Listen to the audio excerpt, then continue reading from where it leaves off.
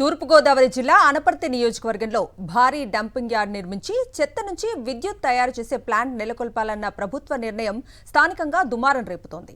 అన్ని ప్రాంతాల నుంచి తీసుకొచ్చిన చెత్తను తమ గ్రామాల పరిధిలో వేస్తే ఊరుకునేది లేదంటూ స్థానికులు ఆందోళన వ్యక్తం చేస్తున్నారు.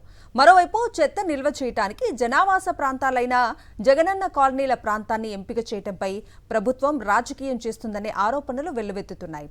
అనపర్తిలో అలజడి రేపుతోన్న చెత్త వ్యవహారంపై సాక్షి టీవీ గ్రౌండ్ రిపోర్ట్.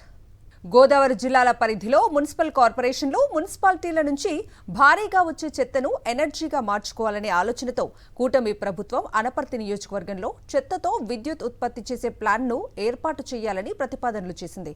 దీనికి సంబంధించి ప్రణాళికలు రూపొందించిన అధికారులు బిక్కవోలు మండలం బలభద్రాపురం, కాపవరం, బాలవరం గ్రామాలకు సమీపాన జిల్లా పరిషత్ పరిధిలోని 12 ఎకరాల భూమిని ఎంపిక చేశారు.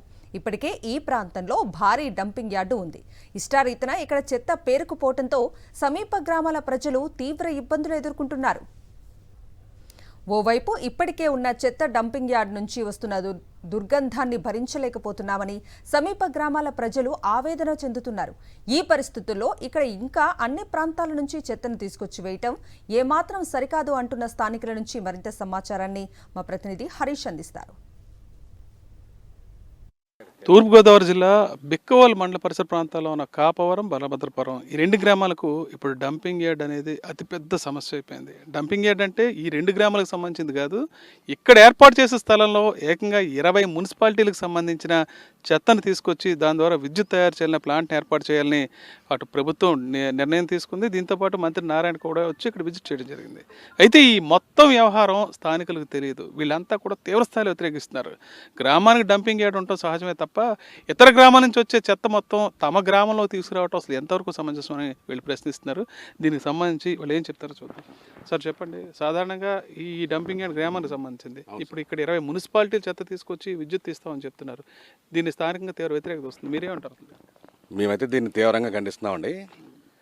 ఇది దాదాపుగా ఈ చుట్టుపక్కలండి దీనికి సంబంధించి కాపవరం గ్రామం, బలభద్రపురం గ్రామం, ఇటు దొంతమూరు, బాలవరం, నల్లమిల్లి ఇవన్నీ కూడా దీనికి సంబంధించిన పరిధిలో ఉన్నాయండి. అంటే దాదాపుగా ఒక 60-70 వేల మంది సంబంధించి ఈ డంపింగ్ యార్డ్కి సంబంధించి ఉన్న జనం. మరి డంపింగ్ యార్డ్ ప్రతిపాదన ఎలా వచ్చిందో మాకైతే తెలియదు. కానీ మరి దీన్ని కూడా ఓ నెలల నుంచి బలభద్రపురం ప్రజలందరూ కూడా, చుట్టుపక్కల ప్రజలందరూ కూడా భయభ్రాంతులకు గురవుతున్నారు. ఎంచేతనంటే ఇప్పటికే గ్రాషియం బ్యాటరీ వచ్చింది, దానివల్ల ఏదో జరిగిపోతుంది అని చెప్పేసి ఒక పుకారు అయితే రావడం జరిగింది. క్యాన్సర్ల గట్ట అయితే మధ్యకాలంలో ఎక్కువగా ఉన్నాయండి. అది దేనివల్ల అన్నది ఇంకా నిర్ధారణ అయితే కాలేదు. కానీ మా భయాలు అయితే చాలామందికి అపోహ అయితే గట్టిగా ఉంది. దానికి తగ్గట్టుగా ఈ 20 మున్సిపాలిటీ నుంచి తెచ్చి చెత్త ఇక్కడ పోయటం అనేది చాలా దారుణమైన విషయం.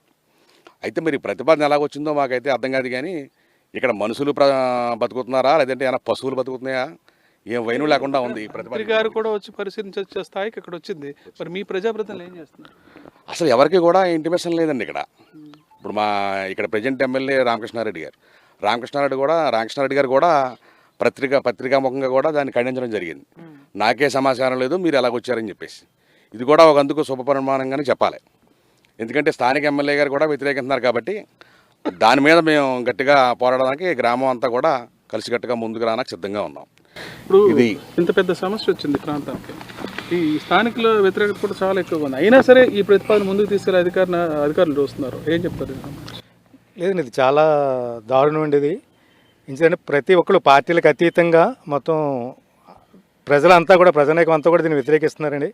ఎందుకంటే ఇప్పటికే ఈ గ్రామంలో వాతావరణ కాలుష్యం వల్ల కొంచెం క్యాన్సర్ బాధితులు ఎక్కువైన అపోహ ప్రజల్లో ఉందండి. దానివల్ల ఇది ఎట్టి పరిస్థితుల్లోనే ఇక్కడ ప్రజలైతే ఎట్టి పరిస్థితుల్లో ఒప్పుకోరండి. మన అదృష్టం కొద్దీ స్థానిక శాసనసభ్యులు కూడా దీనికి వ్యతిరేకంగానే పనిచేస్తున్నట్టు మాకు తెలిసింది. మా వైఎస్ఆర్సీపీ తరఫు నుంచి మట్టుకు దీన్ని తప్పకుండా జనాలందరినీ కలుపుకుని దీన్ని తప్పకుండా వ్యతిరేకిస్తామండి. దాదాపు 2 గ్రామాలే కాదు, ఆయన చెప్తున్నారు 10-12 గ్రామాల పరిధిలో దీని ప్రభావం ఉంటుందని చెప్తున్నారు. చిన్నపిల్లలు ఉన్నారు, పెద్దోళ్ళు ఉంటారు, అందరూ చుట్టుపక్కల ఉన్నారండి. ఇది హానికరమండి. మాకైతే ఇష్టం లేదండి. ప్రతిపక్షం ఎలాగంటే అలాగా మేము అంగీకరిస్తామండి. మా తరఫు నుంచి మేము ఈ గ్రామాల ప్రజలు అయితే ఇబ్బంది వ్యతిరేకతలో ఉన్నామండి. వీళ్ళంతా ముక్తకంఠంతో చెప్పేది ఒకటే, అసలే ఇక్కడ అనేక సమస్యలు ఉన్నాయి. దాంతోపాటు ఈ చెత్త సమస్యను ఇక్కడ తీసుకురావడం అతిపెద్ద సమస్య అంటున్నారు. ఇక్కడ 12 ఎకరాలు కేటాయించడంతో పాటు సమీపంలోనే జగనన్న కాలనీ ఉంది. అక్కడ ఉన్న 6 ఎకరాలు కూడా ఆ జగనన్న కాలనీలో ఆల్రెడీ ఇప్పటికే మనుషులు కూడా అందరూ ఇల్లు ఆక్యుపై చేసుకోవడం, రావటం, అందరూ దిగిపోవడం కూడా జరిగింది. పెద్ద సంఖ్యలో జనావాస ప్రాంతాలు ఉన్న ఏరియాలో ఇప్పుడు మరో చిన్న డంపింగ్ యార్డ్ అక్కడ కూడా స్థలం సేకరించి ఏర్పాటు చేస్తున్న ప్రతిపాదన కూడా వచ్చినట్టు తెలుస్తుంది. ఇదే కనుక జరిగితే స్థానికులు అక్కడ కూడా తీవ్రంగా వ్యతిరేకిస్తామని చెప్తున్నారు. ఎట్టి పరిస్థితుల్లో ఇక్కడ కూడా డంపింగ్ యార్డ్ని, ఇంత పెద్ద డంపింగ్ యార్డ్ని ఏర్పాటు చేయడం అనేది అనవసరం ఈ ప్రాంతంలో అనే విషయాన్ని స్పష్టంగా చెప్తున్నారు. ఇప్పుడు అక్కడ పరిస్థితి ఏంటో ఒకసారి పరిశీలిద్దాం. రాజమండ్రి, కాకినాడ మున్సిపల్ కార్పొరేషన్ల నుంచి ప్రతిరోజు వందల టన్నుల చెత్త ఉత్పత్తి అవుతోంది. దీంతో పాటు గోదావరి జిల్లాల్లో ఉన్న అన్ని మున్సిపాలిటీల నుంచి ప్రతిరోజు ఉత్పత్తి అయ్యే చెత్తను బలభద్రపురం ప్రాంతంలో ఏర్పాటయ్యే ప్లాంట్కు తీసుకురావాలని అధికారులు నిర్ణయించారు. దీనికి సంబంధించి స్థల పరిశీలన కోసం ఏకంగా మున్సిపల్ శాఖ మంత్రి నారాయణ కూడా క్షేత్రస్థాయి పరిశీలన చేశారు. అయితే అసలు తమ నిర్ణయం లేకుండానే అధికారులు ప్రతిపాదనలు చేయటం, మంత్రిని కూడా తీసుకురావడంపై స్థానిక గ్రామాల ప్రజలు తీవ్రంగా మండిపడుతున్నారు. గ్రామ సభలు కూడా నిర్వహించకుండా, తమను సంప్రదించకుండా గ్రామాల మధ్యలో చెత్తను ఎలా డంప్ చేస్తారంటూ చెత్త నిర్ణయాన్ని తీవ్రంగా వ్యతిరేకిస్తున్నారు. దీని ప్రభావం సమీపంలోని 60,000 మంది గ్రామస్తులపై పడుతుంది అంటున్నారు. బలభద్రపురం నుంచి మరింత సమాచారాన్ని మా ప్రతినిధి హరీష్ అందిస్తారు. ఆనపర్తి నియోజకవర్గంలోనే బలభద్రపురంలో ఉన్న శివార్లో ఉన్న జగనన్న కాలనీ ఇది. ఇక్కడ కూడా 20 ఎకరాలు, మొత్తం 39 ఎకరాల్లో దాదాపు 900 జగనన్న ఇళ్ళు ఇక్కడ నిర్మించడం జరిగింది. 500 మంది ఇప్పటికే వచ్చి ఇళ్ళని ఆక్యుపై చేసుకుని ఇక్కడే ఉండటం కూడా జరుగుతుంది. ఈ నేపథ్యంలో ఇక్కడ డంపింగ్ యార్డ్ ఏర్పాటు చేయాలనే ఉద్దేశంతో సమీపంలో వీటిని ఆనుకుని ఉన్న ఇంకో 20 ఎకరాలను కూడా తీసుకోవడానికి ప్రభుత్వం ఆలోచిస్తుంది. దాంతో జగనన్న కాలనీలో నివాసం ఉంటున్న వాళ్ళంతా తీవ్ర ఆందోళన వ్యక్తం చేస్తున్నారు. ఎందుకంటే వాహనాలు చెత్త తీసుకుని వీళ్ళ ఇళ్ల మధ్య నుంచి రావాల్సి ఉంటుంది. నిజంగా ఇక్కడ డంపింగ్ యార్డ్ ఏర్పాటు చేస్తే మాత్రం తామంతా ఖాళీ చేసి వెళ్ళిపోయే పరిస్థితి ఏర్పడుతుందని ఆందోళన వ్యక్తం చేస్తున్నారు. ఇప్పుడు మనం చూస్తున్నాం, ఈ ఖాళీ సైట్ను కేవలం ఇళ్ల సంఖ్యను పెంచినా లేదా పేదలకు ఇళ్ల పట్టాలు ఇవ్వాలనుకుంటే ఇక్కడ ఇచ్చే పరిస్థితి ఉంది. అటువంటి సైట్ని ఇప్పుడు డంపింగ్ యార్డ్కి ఇవ్వాలని ప్రభుత్వం ఆలోచించడం మాత్రం దారుణం అని స్థానికులు చెప్తున్నారు. సార్ చెప్పండి, ఇక్కడ ఇళ్ల నిర్మాణం మొదలు పెట్టారు. జగనన్న సమయంలో 500 ఇళ్ళు, ఇక్కడ 500 మంది వచ్చి ఇక్కడ ఆల్రెడీ ఉంటున్నారు, నివాసం ఉంటున్నారు. ఇటువంటి ప్రాంతంలో డంపింగ్ యార్డ్ ఏర్పాటు చేయాలనుకోవటం ఎంతవరకు సమస్య ఉంటారు?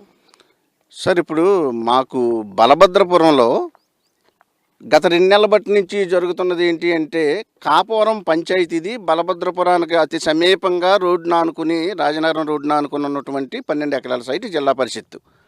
ఆ జిల్లా పరిషత్ సైట్లో ఈ చెత్త నుంచి విద్యుత్ ఉత్పాదన చేయాలన్నది ఒక ప్రతిపాదన అయితే తీసుకుని వచ్చారు. అయితే మరి ఎందుకనో తెలీదు, ఈ ప్రభుత్వం ఇప్పుడు చేసింది. గతంలో 2018లో కూడా అప్పుడు తెలుగుదేశం ప్రభుత్వమే, అప్పుడు మాకు ఇదే రాజనగరం రోడ్లో మాలపల్లి తూన్ దగ్గర నుంచి కిందకు వచ్చాక పిల్లల శ్మశానం అని ఉంటుంది, అక్కడ కూడా ప్రయత్నం చేశారు. అప్పుడే చేసి ఇటుక తీశారు, అక్కడే ఇసుక పోశారు, అంతా కన్స్ట్రక్షన్ స్టార్ట్ అయ్యే టైంలో అప్పుడు మరలా మేమేం చేసామంటే దాన్ని అడ్డుకొని చెప్పేసి అని అప్పుడే వ్యతిరేకించాం. అప్పుడు వ్యతిరేకించినప్పుడు ఇదే ప్రభుత్వం అప్పుడు అది ఆపు చేసేసారు. మళ్ళీ ఇప్పుడు ప్రభుత్వం వచ్చింది, మళ్ళీ ఇక్కడ స్టార్ట్ చేశారు. పెద్ద ఎత్తున స్టార్ట్ చేయడం, ఆల్రెడీ ప్రతిపాదనలు సిద్ధం చేసేయడం, మంత్రి కూడా వచ్చి పరిశీలించడం కూడా జరిగిపోయింది. అవును సార్. ఎంత జరుగుతుంది, మీ ప్రజాప్రతినిధులు ఏం చేస్తారు? అయితే మా దృష్టికి ఇప్పుడు అది ఆయన దృష్టికే ఆ మంత్రి వచ్చి చెప్పలేదు అని చెప్పేసి అని స్థానిక శాసనసభ్యులు చెప్తున్నారు.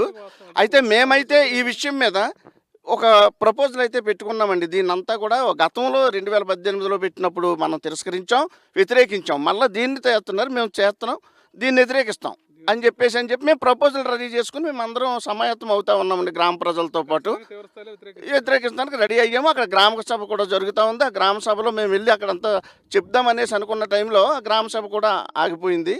అయితే నేను ఏమంటున్నానంటే సార్, ఒక సిమెంట్ ఇండస్ట్రీ ఉందనుకోండి, సిమెంట్ ఇండస్ట్రీకి మరి మెయిన్గా కావాల్సింది ఏంటి అంటే లైమ్ స్టోన్ కావాలి.